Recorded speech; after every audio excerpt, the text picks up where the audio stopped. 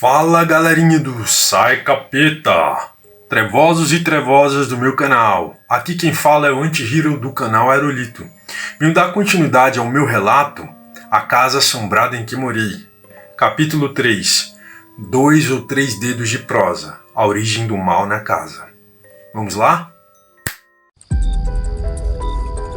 Anti-hero, canal Aerolito. A Casa Assombrada onde morei. Capítulo 3. 2 ou 3 dedos de prosa. A origem do mal na casa. Chegando na casa dos meus avós, a bater palmas, veio meu avô abrir a porta para eu entrar. Eu, com a cara mais pálida que mingau de aveia e olhar desnorteado, aperto a mão direita do meu avô e falo: "Benção, avô." Olhando no fundo dos meus olhos, ele me responde: "Deus te abençoe, te dê boa sorte." Logo em seguida perguntando: "Está tudo bem com meu filho?" Tá assustado, com a mão gelada. Logo em seguida chega minha avó. Ela com um sorriso no rosto. Falo com ela: "Benção, avó." E ela responde: "Deus te abençoe, te dê saúde." Na área da frente, com rede, cadeira de balanço e cadeiras de madeira, e meus avós sentados, prontos para me darem atenção e conversar, minha avó diz: "Senta para nós prosearmos. O tempo está frio e fiz o chá de guaco que você gosta. E também tem biscoito de polvilho. Me servi com um copo bem cheio de chá bem quente e uma cuia com alguns biscoitos." Logo eu já proseando, falei: "Tem umas coisas muito estranhas acontecendo lá em casa. Queria saber o que era isso." Minha avó me responde: "O que está acontecendo?" Falando meu nome com algumas sílabas a menos. Eu respondi na lata: "Tem uma sombra andando na casa." E minha avó falou: "Você viu um vulto, meu filho?" E eu respondendo de forma rápida, falei: "Não, vó, eu vi uma sombra de um homem dessa altura sim." Eu em pé mostrando com a mão. Tinha cabelo curto, dava para ver certinho. Indagando, o vulto não é aquele negócio preto que passa rápido, que às vezes vemos pelo canto do olho? Pois é, vó, não era um desse. Era uma sombra que andava devagar, bem lentinho. Meu vô, atento com os ouvidos ao que eu falava, e com um semblante calmo e pensativo, olhando para o horizonte e a calçada. Meu vô era caçador e pescador, homem sábio dos antigos, com um bigode de respeito e de conhecimento das matas. Falou ao mesmo tempo em que enrolava e acendia seu cigarro de palha. Deve ser o velho que morava na casa. E minha avó responde: "Mas pelo que ele falou, deve ser o filho." Falando o nome da mãe dele, meu avô responde confirmando: "É mesmo." E eu, confuso, com a curiosidade desperta, perguntei: "Quem são esses?" Minha avó responde: "Antes de você e seus pais morarem lá, tinha uma família, que eram os antigos donos, falando que eles frequentavam uma certa seita, e que o senhor daquela família havia falecido primeiro, este sendo velado na própria casa, na sala, e que antigamente faziam assim." Dizendo em seguida, a dona da casa mexia com bruxaria, e acabou ficando louca, e só ficava nua, não deixando ninguém a vestir. Quando alguém conseguia, ela rasgava as saias que colocavam nela. Um tempo depois, 2 amigos do meu tio me contaram a forma em que ela faleceu.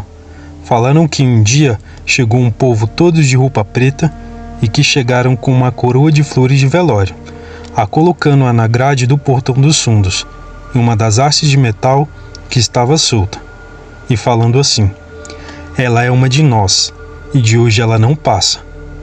Me falaram também que a filha dela havia destruído a coroa de flores com as mãos, como se estivesse tentando desfazer a bruxaria que haviam feito, ou apenas lamentando e chorando, e falando não e repetindo, de uma forma dolorosa, mas que não teve jeito. Naquela casa, à meia-noite, a senhora havia falecido de ataque fulminante.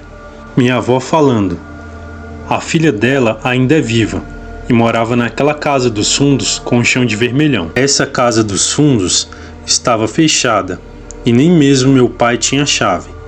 Meu pai esperou 3 meses para que a filha da mulher fosse buscar as coisas dela. Essa não aparecendo, meu pai arromba a porta da casa antiga, que no momento era dele, com uma pancada só. Fiquei espantado com a quantidade de poeira, livros de magia, coisas estranhas e antigas, como um rádio bem antigo de madeira. Meu pai pediu que eu o ajudasse a colocar as coisas na carroceria do carro, que era uma Saveiro prata daquelas quadradas. Lembro dele ter levado tudo, não ter deixado nada para trás. Meu pai sempre gostou das coisas certinhas. Quando chegamos em um povoado bem humilde e estranho, de ruas de terra, meu pai para o carro em frente a um bar. Pede um refrigerante sabor cola, daqueles com sabor de tônico. Não sei porquê. Só alguns saíam assim.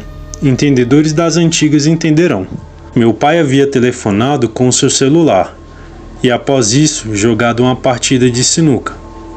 E falando para eu permanecer sentado, após alguns minutos chegaram algumas pessoas, um deles assinando com a mão e meu pai retribuindo com o mesmo gesto, se aproximando e falando algumas palavras, as quais eu não ouvi, enquanto as pessoas retiravam as coisas do carro. Após retirarem tudo, eu e meu pai retornamos para casa, continuando os dedos de prosa com os meus avós. Meu avô fala, aquele menino dá, falando o nome da senhora, ficou rico da noite para o dia, e ninguém sabia com que ele mexia. Minha avó completando, ele usava roupas caras uma vez só, depois jogava fora. Tinha carros caros, como uma caminhonete de uma marca famosa da época que custava uma fortuna. Eu falei, eu sinto uma coisa estranha, um peso na casa em que estamos morando, e na casa do chão vermelho também. Mas nos barracos pintados de cal, que tem uma cara estranha, que ficam do outro lado nos fundos, sinto paz. Neles não tem peso. Meus avós, falando quase que ao mesmo tempo, é que os barraquinhos foram construídos depois, por isso não tem essas coisas. Minha avó, uma senhora de fé muito grande, sempre de saia e diadema, perfumada como sempre, igualmente ao meu avô, falou, meu filho sabe rezar, eu creio. Meu filho tem que rezar para afastar essas coisas. Recitando a reza para mim, que decorei atento após repetir com ela algumas vezes. Após trocar esses 2 dedos de prosa com os meus avós, ter tomado chá e lanchado, me despedi, pois a minha irmã iria chegar do colégio, então fui buscá-la. Continua.